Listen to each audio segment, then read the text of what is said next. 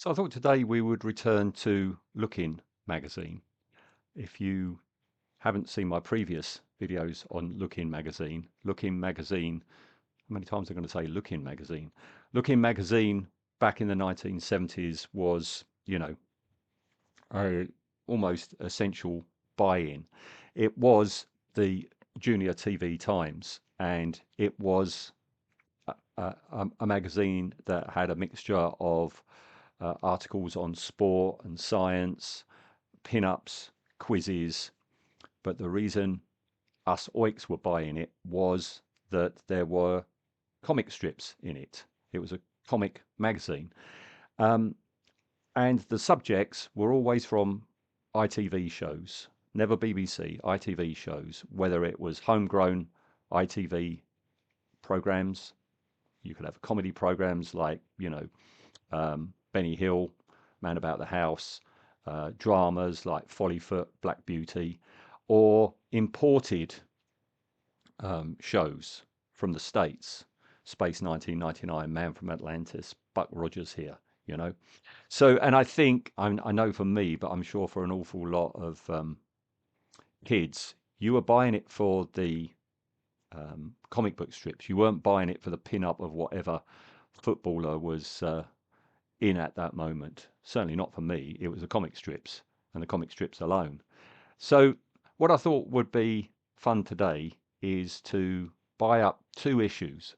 One that I probably bought, which is from October 1975 when I was 13, and one that I most probably didn't buy because I was 18 by then and I pretty much was done with looking. Although Wilma Deering on the cover, I might have bought it just for that reason. So I thought it'd be fun to just have a look at the two because whenever you buy one of these, it's a snapshot as to what was at least what Looking Magazine, there's that phrase again, considered the hottest property at that time, to see just what was out there strip-wise, who was popular music-wise. Sometimes, I mean, we've got James Bond here, there would be a nod to things. Usually, if they're talking about films, it's because they're going to be shown on ITV. All right, so I thought that'd be interesting. Also, and I'm guessing it'll be in the case with both of these. I don't know yet because I haven't looked in either. At the back, you have a listings to show you what is on, during the week and at the weekend. All right, so it'll be interesting to see just what was on TV. So I thought we would take it in order. We'll go from 75 and then we'll go to 80. Both magazines are in really, really good condition. I certainly didn't look after my look-ins. There it is again. Um, this well. In fact, I don't think I ever kept them. I think I read them once and then got rid of them. And back in the day, that's what you did. You didn't keep comics because why would you? You've already read it, and where are you going to put it? You're just waiting for the next one. So that was the thinking back then. So all right, we'll go back to October 1975. Okay, so this cover, can I just say, I don't think that's an old Putsu. An old Putsu, and I've mentioned him before when I've talked about this title before, is a stellar artist. He was great. I mean, okay, yes, he was using photo references, but he was a great artist, um, and did brilliant covers. This doesn't look like him. It doesn't look as refined. Maybe he was in a rush. I don't know. So here we go then. Let's see what happens. Great TV action, it's saying. Space 99 picture strip. 007 Bond is back. Right. Yeah, there you go. Dr. No on the small screen. That's why he's there. Okay. Interesting to see Sparks. Sparks back in 75. Loved Sparks. We were coming out of the whole glam rock um, era, and it was all getting a bit silly and and rubbish, but Sparks were always cool. Interview and Big Colour Pinup win their new LP. Um, I can't remember when I bought these. I got these off of eBay, of course, and I can't remember how much I spent. I wouldn't have spent a lot, but I can't remember whether it's intact or not. Because sometimes, you have um, the uh, the colour pinup pulled out to be stuck on your wall. I certainly didn't do that with anything from looking, not even Wilma Deering. All right, so here we go then. Usually Benny Hill is on page 3, isn't he? Yeah, there he is. Benny Hill is on page 3. This is really good condition. It's not yellowed at all. Um, I seem to remember an awful lot of the strips that were in Looking were all written by one man, and I can't remember his name. But I never read that. I wasn't interested in the drama and the comedy strips, especially when people like Stu Pot. No, not interested, or Leslie Crowther a few years earlier. No, um, Benny Hill was a TV phenomenon, not a comic one. All right, so we've got a Metoy product, Music Maker. Does it say the price? Yeah, fantastic value at around £13. A portable record player. All right. Oh, there he is. There's Stu Pot. I would have skipped this completely. I wasn't interested in album news. I wasn't interested in any of this. Poetry Corner. They had a poetry corner. I don't remember a poetry corner. I guess because I would skip this and get to the action. Yeah, the obligatory footballer. Who is this? Trevor Francis. Oh, I vaguely remember that name.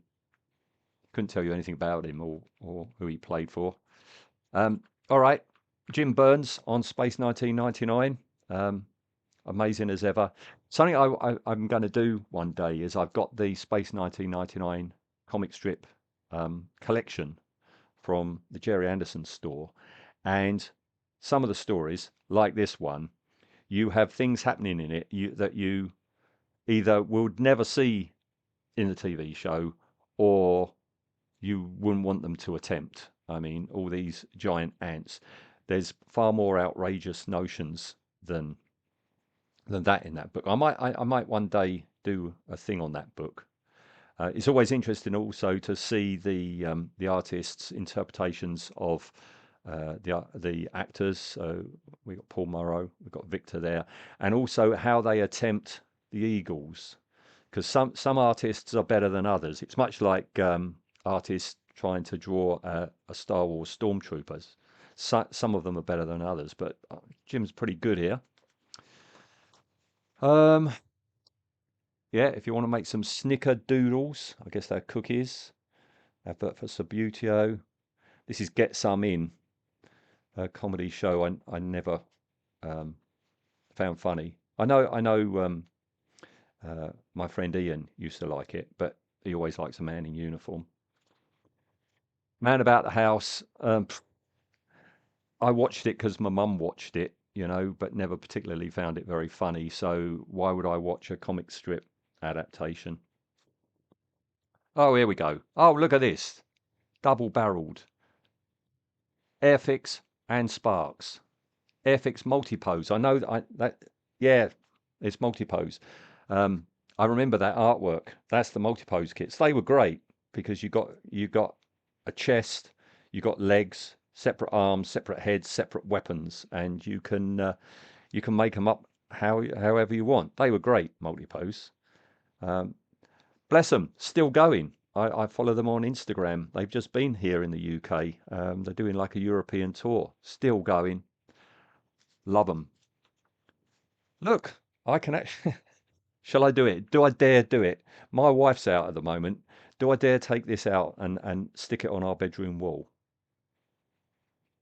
Uh, if I do, I'll be reporting next from the divorce courts. Oh, it's quite a lengthy piece on them. Um, Cat size, new colourful canvas shoes with safety reflector patches. And you get a free torch. Available from Woolworths. 1.99. Okay. Tomorrow People. Now, Tomorrow People, I have never featured on Effectively Speaking, the podcast on special effects, and I must do sometime. But I think I've got a DVD somewhere which was part 2 of a 4-part story. And yeah, some of it has not held up well. It's not the same as watching Doctor Who from exactly that time. But But maybe I might do one day. Yeah, these were a pretty good lineup.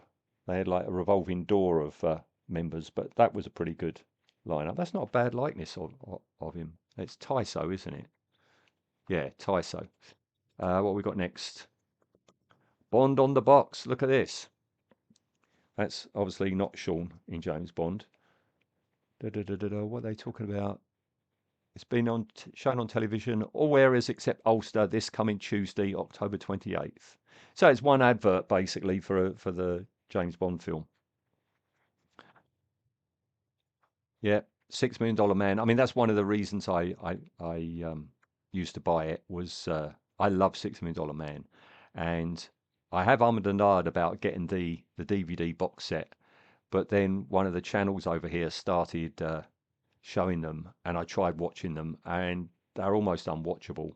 Um, they're pretty much like the reason I used to watch the Incredible Hulk TV show. Um, you're just waiting for a bit of action. You're waiting for the Hulk to Hulk out, and you're waiting for Steve Austin to use his powers. But in a 1 hour show, you've got maybe 50 minutes of soap opera or a lame, you know, drama adventure thing with none of the fantasy bits that you want. Okay. Martin Asbury, do it on the artwork. He did an awful lot for looking. I mainly know him from Garth in the Daily Mirror uh, um, comic strip. That's not a bad representation of the leap. I like the sound effect. Okay, pop quiz. I'm not going to attempt it. Doctor on the Go again. It used to be on at tea time, didn't it? And nah, it wasn't for me. Nice artwork though. Real nice artwork. It looks like the artist who went on to do the adaptations of things in Mad. I don't know if it's true. And then yeah, here we go.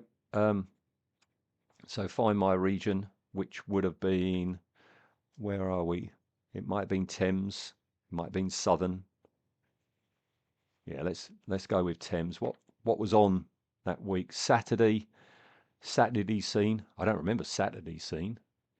Black Beauty, followed by Planet of the Apes, followed by Space. Well, not followed by 11:35. See, this is the thing, because it's junior TV times. They would only put things in the listings that a junior person they thought would be interested in. So Saturday scene, Black Beauty, followed by Planet of the Apes, and I guess World of Sport and stuff like that was on, because then at 5:50 you got Space 1999, 7:45 Mystery Movie. There's nothing on the Sunday that I would want. No, I take that back. That can't be right. This is weird. Why would you put upstairs downstairs out of the things? Celebrity Squares wasn't so long that it went from 4:30 till 7:55. Something else was on between them, but they choose to put upstairs downstairs. Okay, I'm wrong. Uh, Monday, of course, lunchtime on ITV. The schools program stopped and children's program started. So we had Noddy and Pipkins. That would get my friend Ian excited at lunchtime. Then you went back to the schools programs. Clapperboard, used to love Clapperboard, 4:25. Hogsback, don't remember that. Opportunity Knocks, hated that. Tuesday, Pipkins, Look Alive, Magpie, Benny Hill at 7. Wednesday, Pipkins, Sooty Show, Boy Dominic, don't know, Out of Town, Snorefest. Thursday, Pipkins, Film Matinee, a film on at 4:25 on a Thursday afternoon. 7 o'clock, $6 Million Man, 8:30, Get Some In, hence it being in here. Friday, a handful of songs, don't know it. Pipkins, Crown Court, oh dear, Magpie and the Flintstones. Oh yeah, and look, next we've got Alvin Stardust. I don't think I'll be seeking that one out. What have we got on the back? Model Makers, 2,370 great prizes to be won. 2001 sellotape kits and Cellarcraft books. I've never heard sellotape kits. I've got to look into this. 23 different kinds of fascinating sellotape products. Clear, brilliant, shiny, metallic, colour cloth, sticky both sides and stretchy tapes. Cellar stick adhesive, scissors, ruler, and a handy tape dispenser. No, I don't. I'm guessing this is the sort of thing you make out of paper and cloth and stuff. No, I don't. Yeah, there's a reason I don't remember. I don't think I would have ventured near it. So that's 75. Let's go forward and let's see what was happening in 1980, 5 years later. Let's go. I bet you Benny Hill. Benny Hill will be page 3. You turn the page, it will be sports, just like before, because they never changed. Yep, what did I tell you? Now, this is interesting. Tiswas has made an appearance. Love Tiswas, because 1980 I was at college, yeah, and Saturday morning was Tiswas time. Forget your swap shop.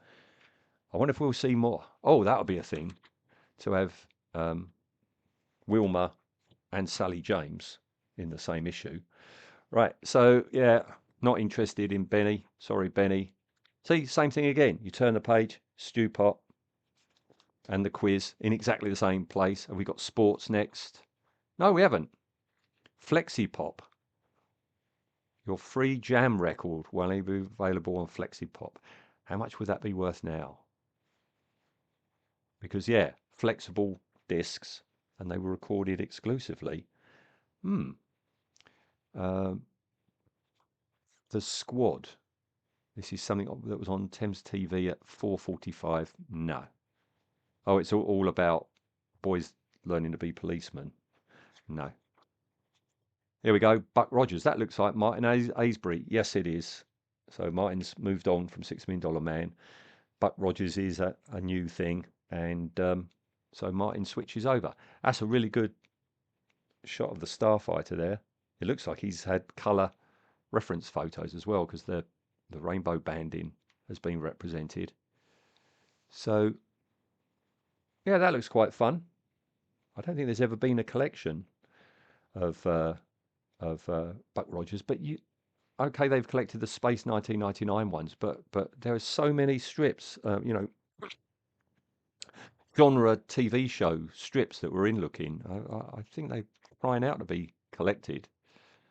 The Jam sound effects of album cassette. Animal All Sorts, Yuletide's Pet Problem.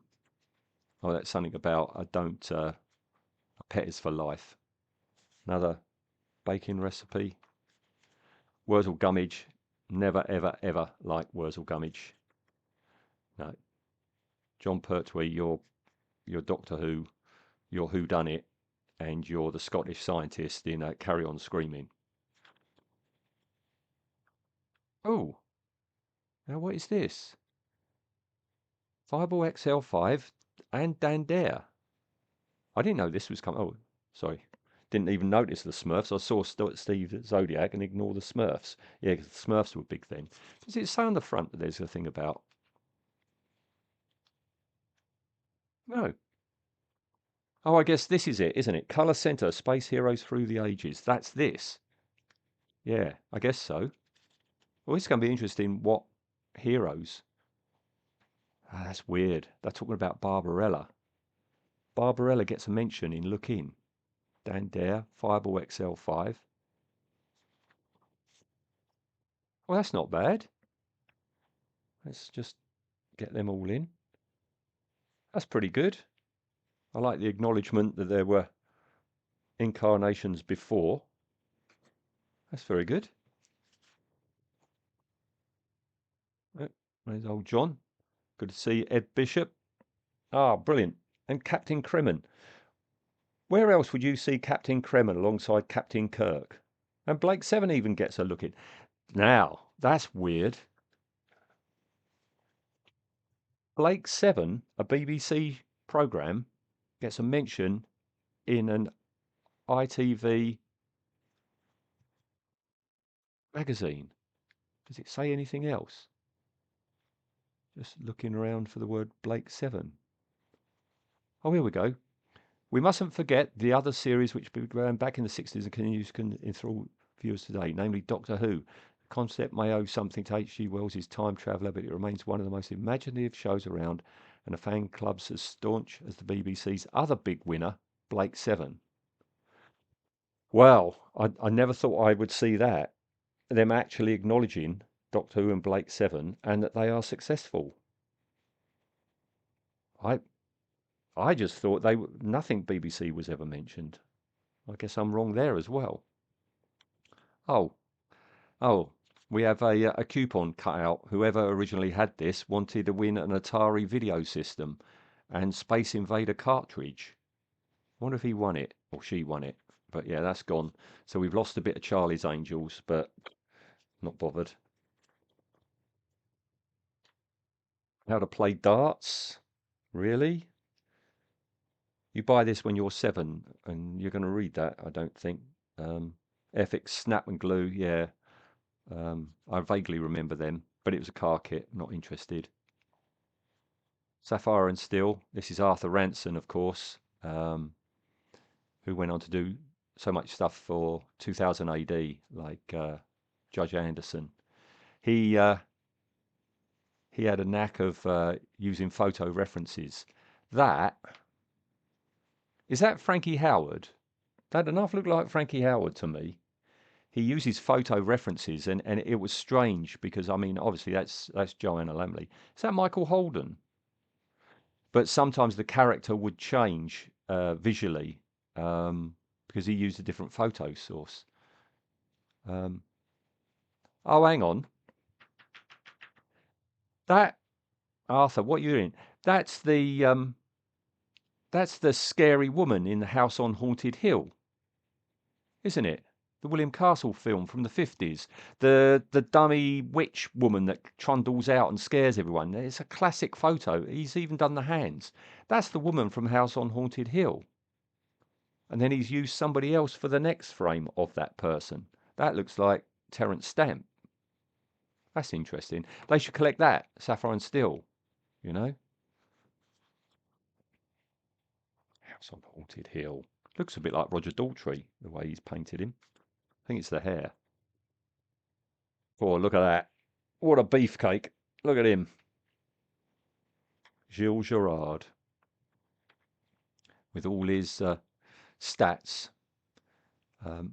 His favourite food, chopped salad. Favourite drink, Perrier water. Yes, of course you're going to say that. Previous job, industrial chemist, cab driver. Hobbies, writing poetry, swimming, tennis, golf, cooking, collecting wine and playing pool. Okay. We're almost at the end. Yeah, Morecambe Mindy in 1980. But you watch Robin Williams in the TV show. It's not the same as seeing him as a line drawing, is it? Hmm. All right. And we'll finish with, let's have a look at LWT Thames. What has changed? Tiz was, of course, on at 10:30. I would have watched that. I wouldn't have watched Wurzel Gummidge. More than likely, I would have watched Buck Rogers because it's 1980 and Doctor Who had got very silly at exactly the same time. Old Tom was in very silly mode. So more than likely, I would have watched that. Down here, I would have watched The Muppet Show. Forget Chips. Maybe Give Us a Clue. That was all right. Clapperboard, of course. Wouldn't have watched Different Strokes. Nothing on that day. The Brady Bunch.